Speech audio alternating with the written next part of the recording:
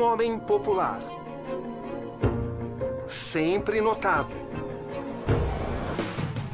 Um pastor que se define um estudioso da Bíblia. O senhor já disse que poucas pessoas estudaram tanto a Bíblia como o senhor. Eu li a Bíblia mais de 30 vezes de capa a capa. Eu li a Bíblia a primeira vez com 9 anos de idade. O senhor já chegou a dizer que católicos adoram Satanás. Por quê? Cabrini, eu atribuí essa frase a mim, mas eu não me lembro nunca de ter dito isso.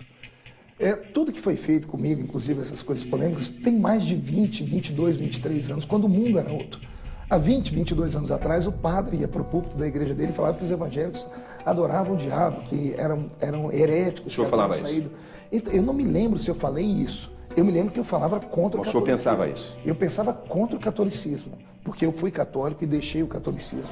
Lá na Bíblia, Noé amaldiçoou o filho dele chamado Cão.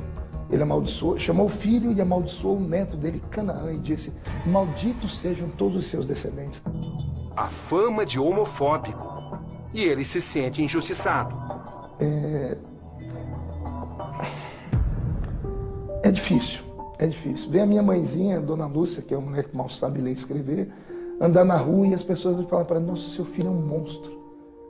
E ela, que não sabe ler nem escrever, falar com as pessoas que o filho dela não é nada daquilo, porque ela educou o filho para ser uma pessoa boa.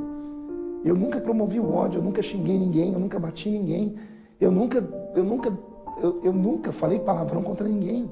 Eu vejo lágrimas nos seus olhos. Eu sou um ser humano, Cabrini, machuca. É ruim. O que o senhor está pensando nesse momento? Eu estou pensando nas minhas filhinhas pequenas. Eu não sou a favor da união civil de duas pessoas. Por quê? Porque a união civil vai dar a essas pessoas o direito de adotar crianças. E a adoção das crianças, para mim, fere as próprias crianças. A Constituição, no artigo 226, é clara. Ela diz que casamento é entre homem e mulher. A Constituição não foi alterada. Então, essa não é uma discriminação? Não discriminação. O constituinte da década de 80, ele compreendeu assim. O mundo não mudou? Vamos para o debate. Vamos para o debate. O senhor não é intransigente em relação a isso? De maneira alguma, vamos para o debate. Esse é o problema. O senhor poderia vir aceitar, por exemplo, o casamento entre homossexuais? Não viria aceitar. Mas aceitaria ouvi-los e vamos contra-argumentar. Um homem destemido, que diz o que pensa e paga um preço caro por isso. Falaram palavrões, falaram... Eu não tenho... Pode falar, não tem problema. Me chamaram de gay enrustido. Eu devia ter falado, não falei porque é o meu temperamento.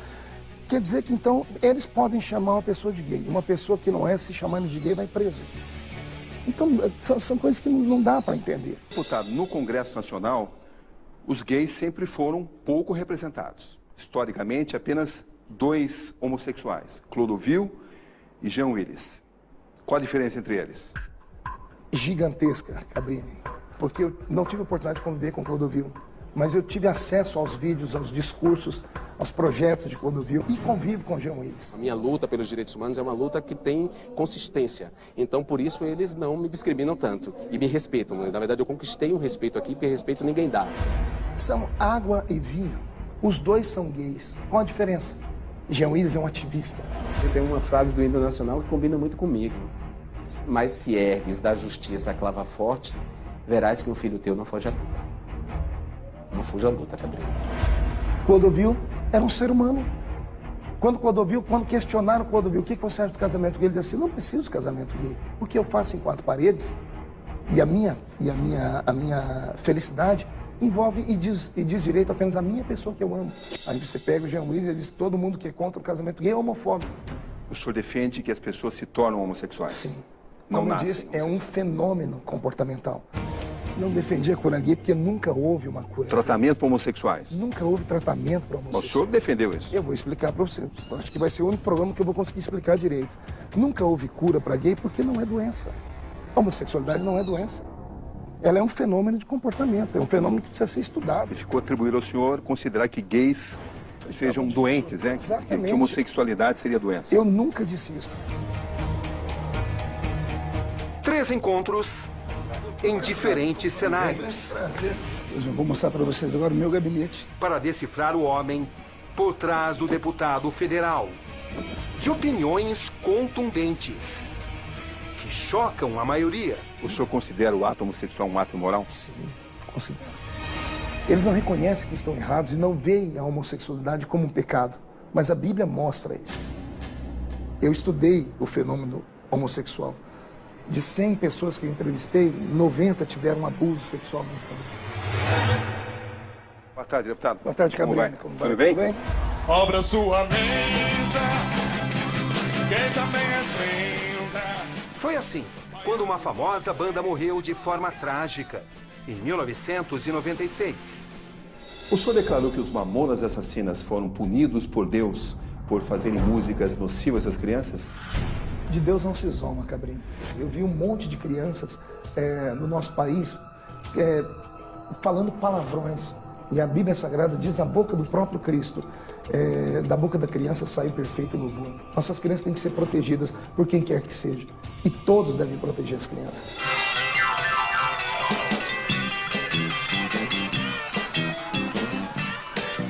O senhor considera que o acidente foi uma vontade de Deus? Cabrinho, o que não é vontade de Deus nesse mundo? Eu creio que Deus é o controlador de tudo. Deus dá a vida e Deus tira a vida. Então, se isso é verdade, só pode ter sido Deus. Marco Feliciano, o senhor disse que Caetano Veloso fez sucesso graças a forças malignas?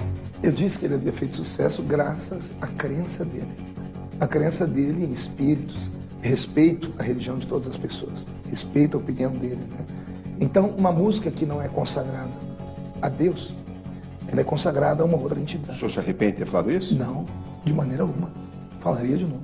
Deputado Marco Feliciano, o senhor declarou que John Lennon foi castigado por Deus por ter declarado que os Beatles eram mais populares do que Jesus? O senhor acredita, então, portanto, que Lennon foi castigado por Deus? Não, eu acho que ele foi castigado pela arrogância dele, a truculência dele. Mas quem é o homem envolvido em tantas confusões? O verdadeiro Marco Feliciano. Eu não quero que as minhas filhas saiam na rua e vejam dois homens barbados com a perna rapada beijando a boca um do outro.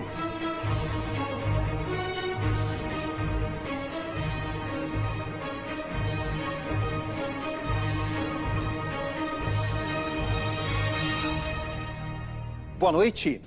O Conexão Repórter de hoje desvenda uma das figuras mais polêmicas da vida pública brasileira. O religioso e político Marco Feliciano. Ele é pastor evangélico, deputado federal e já presidiu a Comissão dos Direitos Humanos na Câmara.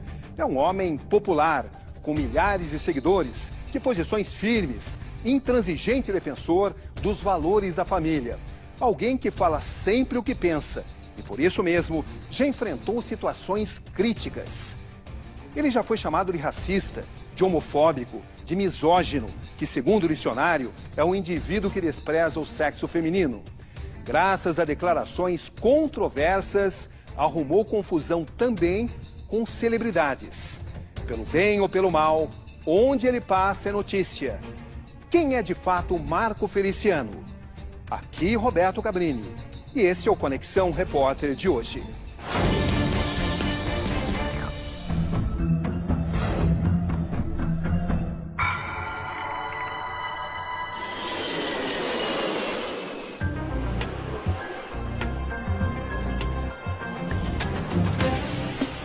Estamos em Orlândia, interior paulista. Cidade com 40 mil habitantes. A 370 quilômetros de São Paulo. Terra natal do pastor evangélico e deputado federal pelo PSC, Partido Social Cristão, Marco Feliciano. Boa tarde, Roberto Cabrini, do SBT. Boa tarde, como vai, deputado? Como vai? Tudo bem? Prazer. Deputado, esse, portanto, é o seu reduto, Aqui é a seu minha casa. território. Aqui é o meu pequeno reino, né? Aqui eu sou rei de verdade. E aqui eu sou rei numa casa com 5 mulheres. Ah, é? Tem esposa, 3 filhas e a sogra que mora comigo. A sua grande riqueza. Isso. Inclusive a sogra. A sogra, né? Pra quem achou que a minha vida era perfeita. Brincadeira, minha sogra é um anjo de Deus. Casada há quanto tempo? 23 anos esse ano. Um casamento feliz. Muito feliz. Casei com 19 anos. Casamento pro resto da vida. Casamento é um só. né? Isso, nós aprendemos isso de berço, né? É o que você sempre defende. É a raiz do cristianismo, é a raiz de toda a civilização. Nos últimos anos, a demanda tocada pelos divórcios, isso acabou destruindo, o que havia de amor dentro da sociedade. O polêmico deputado mostra seu lado colecionador. Ele precisa de um herói. Eu tenho o Batman, que é o cavaleiro mais conhecido de todos. Eu tenho aqui o Homem-Aranha em várias versões, tenho ele numa versão cômica, mas tenho ele aqui como o Spider-Man, né? Então são super-heróis. Também tenho ali o Star Wars. Eu gosto do Darth Vader porque eu imito a voz dele, né?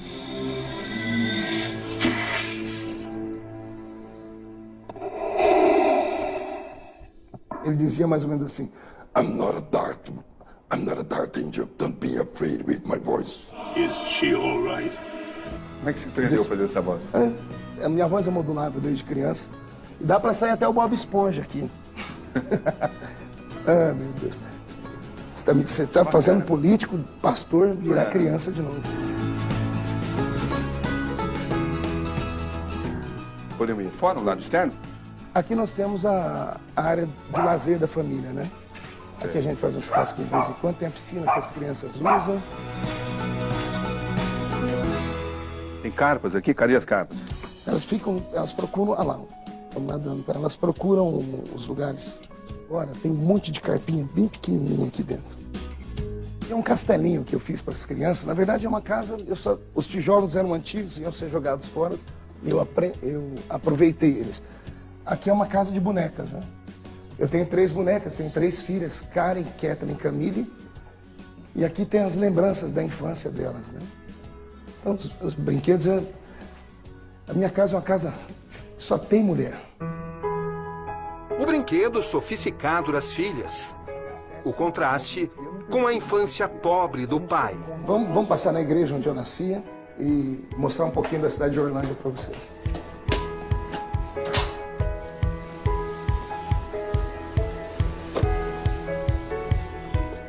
Durante o passeio de carro pelas ruas de Orlândia, uma volta às origens. Marco Feliciano nasce em 12 de outubro de 1972, dia da padroeira do Brasil. Filho de mãe solteira, ele viveu nos fundos dessa casa, com Dona Lúcia e outras 10 pessoas, entre tios, primos e o avô. Aqui nesse lugar, eu morava aqui e aí no fundo tem 4 casinhas pequenas. Uma delas tem 2 cômodos, era uma casa de barro, um chão vermelhão sem forro. Passou fome? Passei fome, passamos necessidade. Eu fui colocar um sapato no pé, eu acho que com 10 anos de idade. Imaginava que hoje você seria uma das pessoas mais ricas da cidade? Eu não sou a pessoa mais rica, aliás, eu sou a pessoa mais rica de felicidade dessa cidade. Eu sou uma pessoa que tem uma vida abençoada. Não passa necessidades. Não passo. Uma infância de preconceitos e superações. Isso aqui era uma creche que só vinha pra cá filho de mãe solteira.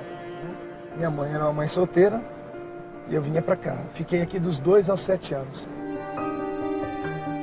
O pai, José Antônio Novo, não assume o filho abertamente. Que idade você tinha quando conheceu seu pai? Ele sempre frequentou a minha casa, né? Mas não foi um pai presente? Não foi um pai presente porque ele tinha uma outra família. Não te reconhecia? Reconhecia, mas com ressalvas. Sério? Na rua ele não gostava que eu falava que ele era Em filho. público ele não reconhecia? Exato.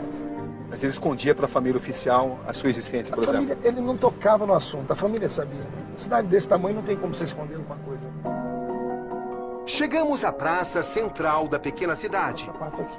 Aqui ele é apenas o marco. Não, nessa... Entre um bico e outro, experiências que moldam uma personalidade. Essa praça faz parte da sua infância? Faz parte da minha infância, da vida e da sobrevivência. Como é que era? E eu engraxava sapato aqui. Eu comecei a engraxar sapato com 6 anos e meio de idade. Engraxei dos 6 anos e meio até os 9, mais ou menos. Nesses bancos? Nesses bancos. Como é que funcionava? Conta aí. As pessoas sentavam aqui. Aqui eu engraxava sapato e o meu pai trabalhava ali, como táxi. Aqueles senhores ali, inclusive, são amigos dele, né? Meu pai era taxista ali e eu engraxava sapato aqui. Mas ele evitava uma aproximação. Não, aqui com os amigos todo mundo conhecia. A aproximação dele era mais com a família dele, né? Sei. De engraxate a um dos deputados federais mais votados de São Paulo. E ele sonha alto. Você planeja se candidatar? Todo político sonha com isso. O político que disser que não sonha, ele é um hipócrita. Você quer ser presidente da República? Eu sonho com isso. Hoje não tenho competência nem preparo para isso, mas há uma construção. Acredito que eu consigo com o passar do tempo. Essa aqui é a igreja, a paróquia Cristo Rei. O que esse lugar representa para o senhor? Isso aqui começa a minha história espiritual, Cabrini. Eu fui coroinha aqui na Igreja Católica. Fui coroinha aqui, foi inusitado. Eu tinha 6 anos de idade. Durante quanto tempo você foi coroinha? Fui coroinha 2 anos. Mas deixa eu contar o que aconteceu. Bom coroinha? Bom coroinha. Aí eu vim pra cá. Fiquei aqui na missa. Quando terminou a missa, foi um tumulto que eu não sabia voltar pra casa. As mulheres que cuidavam da igreja procuraram saber com os vizinhos e acharam a minha casa. Dias depois, nós fomos descobrir que nunca teve sino. Olha lá, é uma torre vazia. Mas eu acordava com a batida do sino. E eu vim pra cá um dia atraído pela batida do sino. Que interpretação você tem hoje? Uma chamada divina. Eu nasci para ser da Igreja Católica? Eu nasci para ser pregador cristão. Chegou a pensar em ser padre? Muito. Eu li a Bíblia inteira, a Bíblia Ave Maria. Eu li ela toda com 9 anos de idade. Aí, aqui mesmo, eu fui professor de catecismo. E quando como foi muito precoce tudo, eu fiz a primeira comunhão com 10 anos, quando nenhum menino fazia isso, tinha que ter 12. Eu fiz com 10, porque eles viam uma chamada em mim. Achavam que eu ia ser um ministro, eu ia ser um padre. Só que aí com 12 anos eu me desviei da Igreja Católica.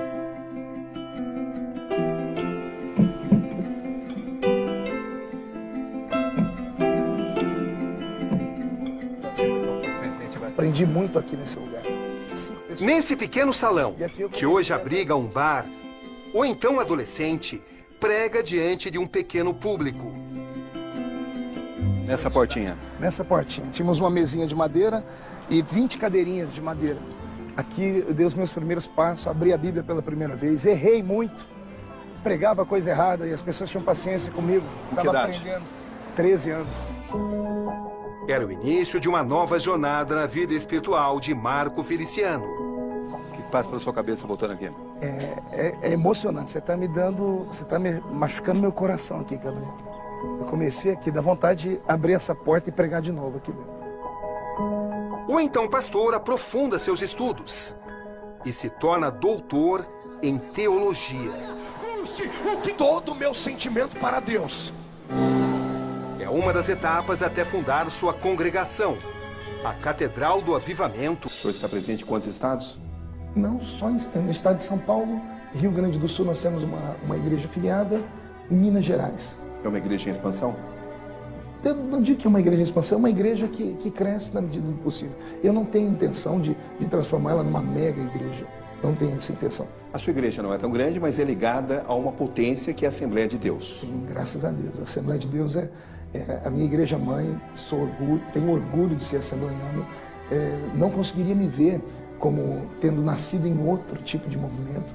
A Assembleia de Deus para mim é uma igreja completa. É uma igreja que tem louvor, tem palavra, tem respeito. E é por isso que a nossa igreja a nível nacional e internacional está padecendo. Mas Deus, nesta hora final, há de tapar a boca desses homens e levantar uma nova geração de graça, de glória, de unção e de poder.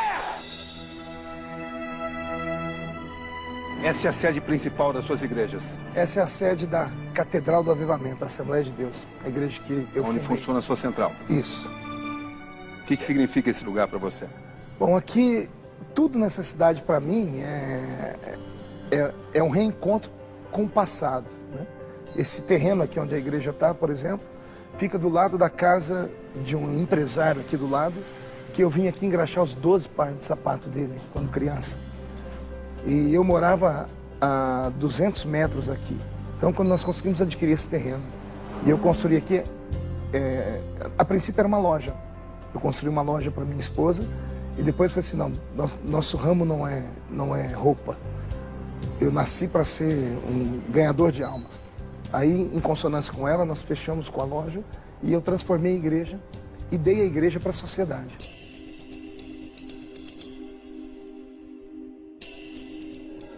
Existe preconceito contra pastor que enriquece no Brasil? Ou se existe, porque as pessoas O acham senhor enfrenta isso? Enfrento isso e muito. Inclusive, se você me permite, foi veiculado um vídeo na internet onde eu apareço pedindo a senha do cartão para uma pessoa. É a última vez que eu falo, Samuel de Souza doou o cartão, mas não doou a senha. Aí não vale. Depois vai pedir um milagre para Deus, Deus não vai dar, vai falar que Deus é ruim. O senhor pediu a senha do cartão de um fiel? Vou explicar aqui o porquê que eu fiz aquilo. Qualquer pessoa que tenha bom senso e tenha um olhar crítico, mas seja equilibrada, vai ver que aquilo não passou de uma mera brincadeira. Nós estamos num evento missionário com mais de 100 mil pessoas. Esse evento missionário estava numa manhã missionária arrecadando fundos para cuidar de mais de 1.300 famílias que estão no campo E o missionário. senhor pediu a senha ao Samuel? Vou explicar. É como se fosse uma campanha, como tem pela televisão, que ajuda crianças, que ajuda pessoas pobres, né? Então a igreja também faz isso. Nós não temos apoio de ninguém, só temos os nossos membros. Naquele momento era uma festa missionária. O clima era de paz, de tranquilidade. Uma pessoa veio e doou o cartão. Ela colocou o cartão dentro da salva. A salva é o momento que nós recolhemos a oferta. E o cartão veio parar na minha mão e eu chamei a pessoa pelo nome por 3 vezes. Isso ninguém mostrou. Eu falei, Samuel, vem buscar o seu cartão, que ele está aqui. Isso aqui é um documento.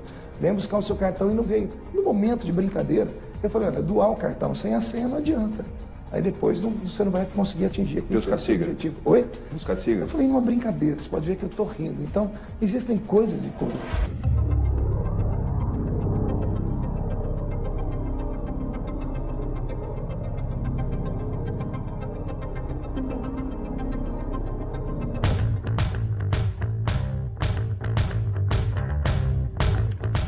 O fim de semana é dividido entre a família e suas pregações. É um homem pé na estrada. A rotina do deputado em Brasília recomeça às terças-feiras. Começando a semana, a caminho de Brasília, parei aqui em Campinas para um compromisso e vamos para a luta, né? Brasília é quase como uma cova de leões. Muitos projetos, nós temos a CPI da Petrobras, eu faço parte dela. Uma parada em Campinas, no interior paulista, onde Marco é assediado pelo público.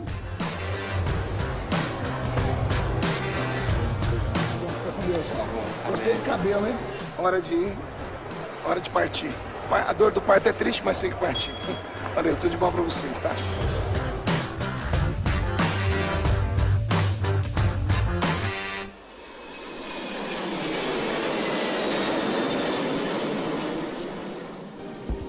Duas horas depois. Enfim, o destino.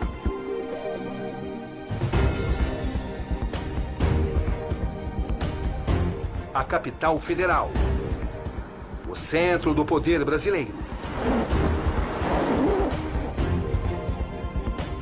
Brasília, manhã de uma terça-feira. Encontramos Feliciano em seu gabinete.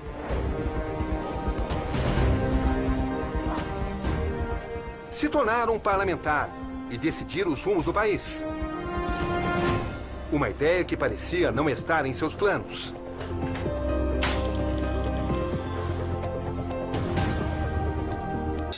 Cinco anos depois, o mesmo homem que um dia atacou os políticos. E hoje é um deles. O que aproximou o pastor Marco Feliciano da política foi a fé, a família e o meia-culpa. O meia-culpa porque, alguns anos atrás, eu pregava contra a política na igreja.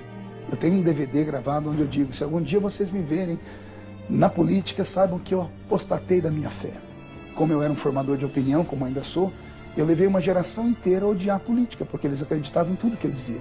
Esses 2 livros, eles norteiam o meu pensamento e a minha filosofia aqui dentro da Câmara. A Constituição Federal, ela norteia a vida do deputado e a Bíblia Sagrada, a vida do pastor Marco Feliciano.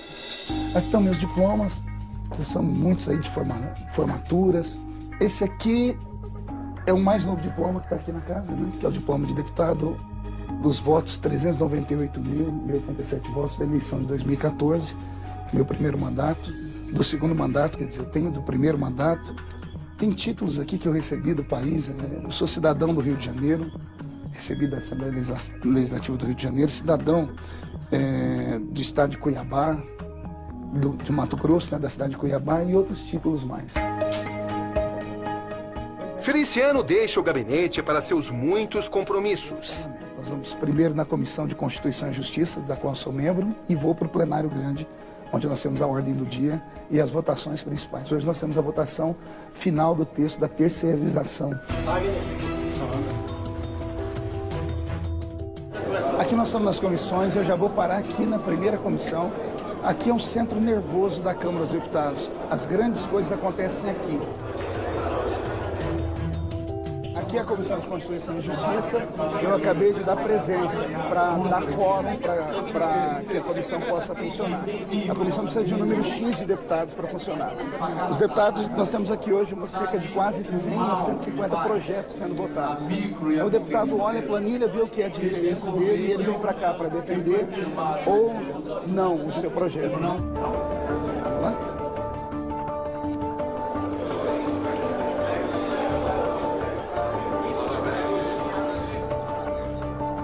Que é o plenário Ulisses Guimarães, que é o templo da democracia brasileira, é um plenário grande onde se resolvem e se votam os grandes projetos de interesse popular. Convido vocês para entrar lá comigo.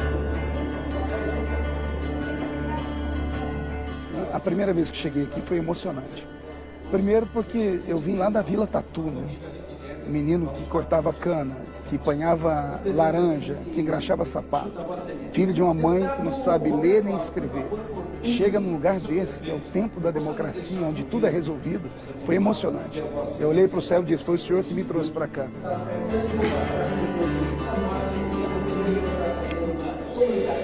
Senhor presidente, senhor Gilberto Nascimento, a quem muito me orgulha tê-lo aí na presidência, que é do meu partido, meu mestre, e a quem eu tento aprender. Não há como negar. Nos corredores, ele é o centro das atenções. Entre uma foto e outra, um encontro com um aliado no discurso conservador. Esse aqui é o Dr. Bolsonaro, né? É o cara, meu vice-presidente aqui. Esse aqui é o meu soldado. Valeu, capitão. E a pauta mais importante do dia, a CPI da Petrobras. Eu sou membro dessa CPI, foi uma hora de votação, e aqui vai tomar o restante do meu dia. Reuniões que duram horas e que muitas vezes terminam no dia seguinte, sem uma decisão.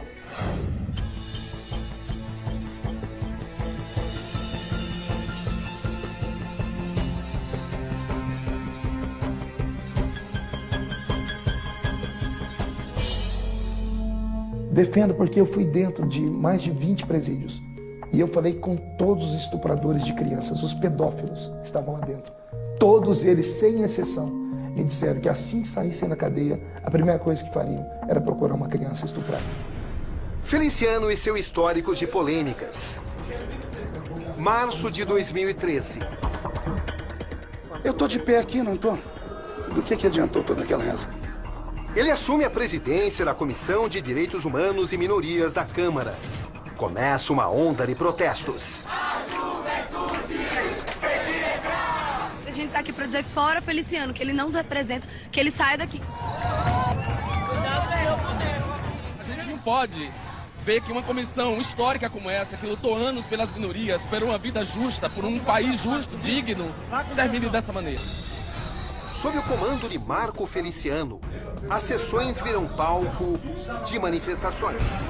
A ordem dada é que para manter aqui dentro a ordem e a decência, entrem pessoas de bem, pessoas que saibam se manifestar de maneira silenciosa. O senhor considera que foi praticamente expulso da Comissão dos Direitos Humanos?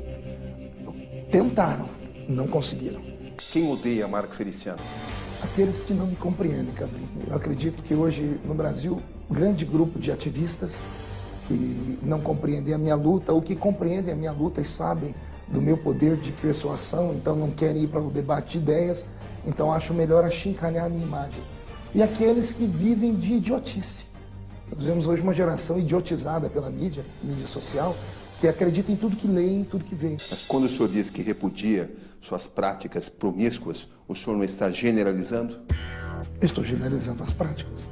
As práticas são nocivas. A todos os homossexuais? As práticas homossexuais que eu falo são a sodomia, aquilo que é não para o parlamentar, mas para não para o deputado, mas para o pastor. À luz da Bíblia é condenável. E eu não posso falar uma coisa que contraria a minha fé. A Bíblia diz que a prática homossexual é promíscua, é reprovável. A Bíblia Sagrada diz, não sou eu quem digo. Então eu apenas sou o eco daquilo que eu li na palavra. Quando cheguei no parlamento, sofri preconceito de pessoas que acham que ali não é lugar de ter um religioso, quando esquecem que a democracia é exatamente isso, é a pluralidade. Então, por que não um religioso ali dentro? Os meus votos foram votos, no primeiro mandato, segmentados. Eu tive mais de 200 mil votos no segmento que me conhecia.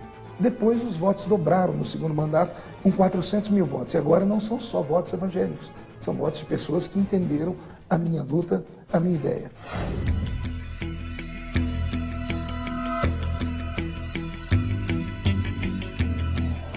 Uma discussão dentro de um avião que termina em agressões. Mas me chamaram de gay enrustido. Eu devia ter falado, não falei porque é o meu temperamento. Quer dizer que então eles podem chamar uma pessoa de gay. Uma pessoa que não é, se chamando de gay, vai preso. Então são coisas que não dá para entender. Quantas vezes o senhor foi ameaçado de morte? Inúmeras vezes, Cabrinho. Por que razão? Quem ameaça o senhor? Os intolerantes, os que me acusam de intolerância. Dizem o quê? Dizem que vou lhe matar, vou colocar um revólver na sua boca, vou estuprar suas filhas, vou estuprar sua esposa, vou destruir as suas igrejas, já apedrejaram a minha casa. Por que o senhor ordenou que 2 homossexuais fossem presas dentro da sua igreja? Bom, primeiro que era um espaço religioso, era um local de culto, nós tínhamos ali mais de 20 mil evangélicos, senhoras, senhores, crianças, e nós fomos ali para cultuar. Elas foram avisadas antes que eu tomasse o microfone de que a polícia estava ali para proteger o ambiente. Foi citado o Código Penal no artigo 208, que diz que todo ambiente de culto e todo objeto de culto, ele tem que ser protegido.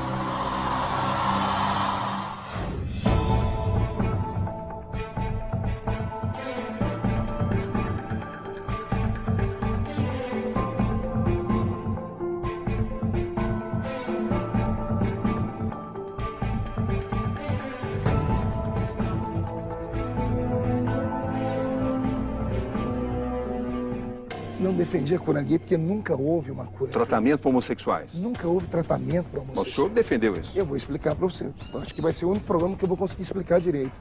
Nunca houve cura para gay porque não é doença. A homossexualidade não é doença.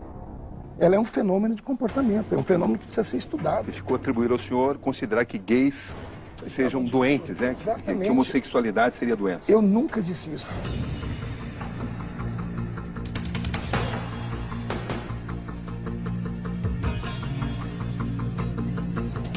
Quem ama o senhor? Quem ama? O que o Brasil precisa saber? O Brasil tem que entender que os direitos humanos têm que ser para todos. Tudo isso em instantes, aqui no Conexão Repórter. Quem ama o senhor? Quem me ama? Olha, no país nós temos hoje cerca de 40 milhões de evangélicos que me conhecem diretamente. Me conhecem dos DVDs, dos CDs, da minha mídia social. Se não tenho o amor de todos, tenho a admiração deles. A minha família. Hoje, um sem número de católicos, de pessoas conservadoras que aprenderam a me ouvir e foram conhecer um pouco do Marco Feliciano. Sou muito querido no meio onde eu caminho. Os deputados, a maioria dos deputados que me conhecem, se tornaram mais que companheiros, amigos de verdade. Porque eu acho que eu consigo transmitir um pouco de tranquilidade e paz onde chego. O que o Brasil precisa saber? O Brasil tem que entender que os direitos humanos têm que ser para todos. Que existe uma falácia quando falam sobre esse número de violência exacerbado contra os homossexuais. Existe violência, sim. Eu assisti um programa seu, você mostrou isso. Eu fiquei transtornado quando eu vi aqueles meninos dizerem que gays têm que morrer. Não existe isso. Violência tem que ser extirpada do nosso Como é que o senhor vê esses grupos que pregam violência contra homossexuais?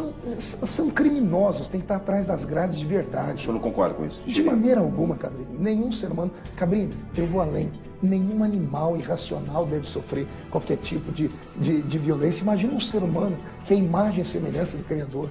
Nenhuma. Nenhum tipo de violência.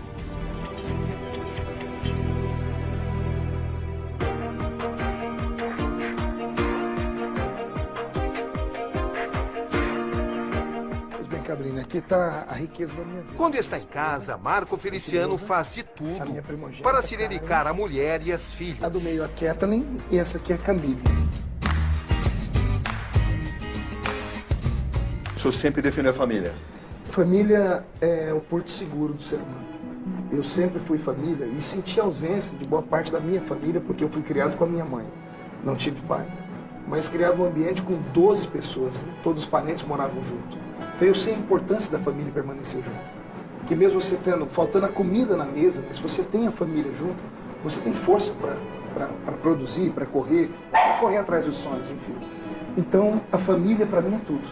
A Bíblia começa com a formação de uma família no Gênesis e termina em Apocalipse com casamento. Começa com casamento a Bíblia, Adão e Eva, e termina em Apocalipse com casamento entre Cristo e a Igreja.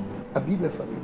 A família também sentiu na pele as pressões e as ameaças vividas pelo então presidente da Comissão de Direitos Humanos da Câmara. E como é que foi isso para a família?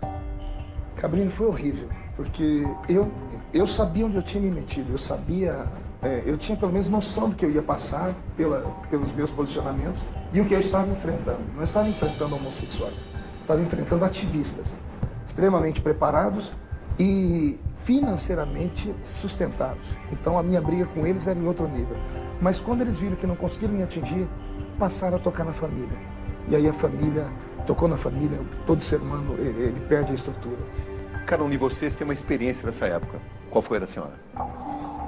Para mim foi a indiferença da sociedade, onde eu ia, percebia as pessoas olhando diferente para mim, comentando, ouvia até o nome dele, dizendo que era homofóbico, que era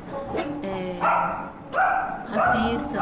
A gente conhecendo sabe que não sabia que não era nada disso, então eu evitava até mesmo sair de casa. É verdade que a senhora chegou a ficar doente? Sim, fiquei doente. Eu tive refluxo, eu não conseguia dormir mais. Comecei a tomar alguns remédios. E foi difícil essa fase pra mim, muito difícil. E pra você, como é que foi?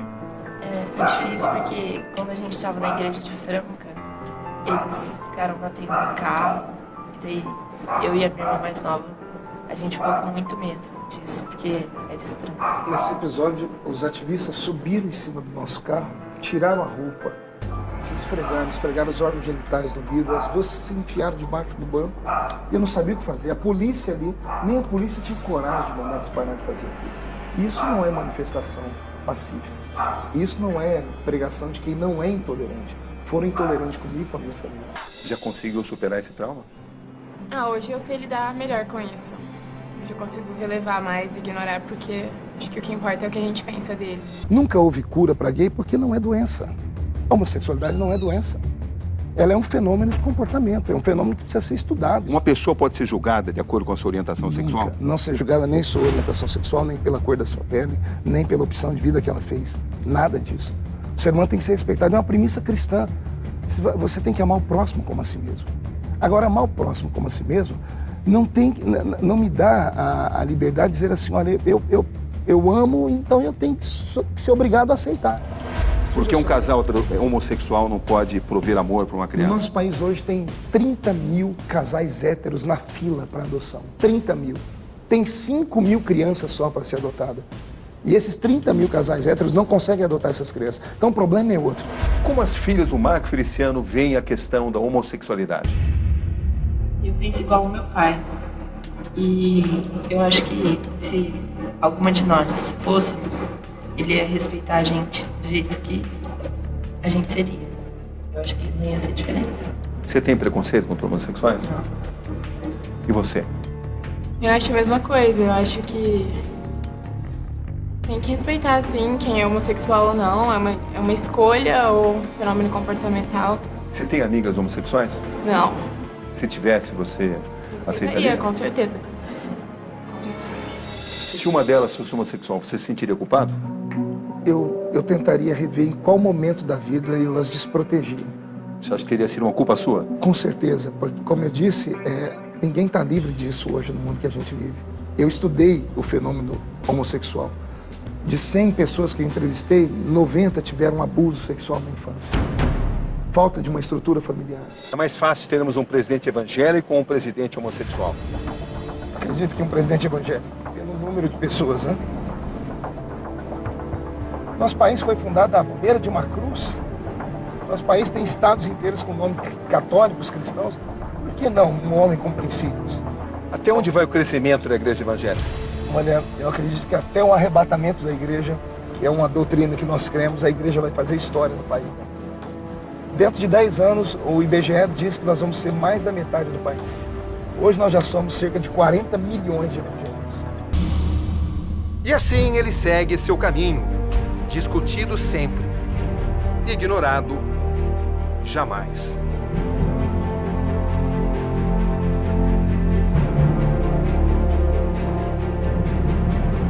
A Constituição, no artigo 226, é clara. Ela diz que casamento é entre homem e mulher. A Constituição não foi alterada. Então, essa não é uma discriminação? Não discriminação. O Constituinte da década de 80, ele compreendeu assim. O mundo não mudou? Vamos para o debate. Vamos para o debate. O senhor não é intransigente em relação a isso? De maneira alguma, vamos para o debate. Esse é o problema. O senhor poderia vir a aceitar, por exemplo, um casamento entre homossexuais? Não viria a aceitar. Mas aceitaria ouvi-los e vamos contra-argumentar. Esse é, portanto, o Marco Feliciano. E essa é a sua vocação para dividir opiniões. Aqui, Roberto Cabrini. E este foi o Conexão Repórter de hoje. Boa noite.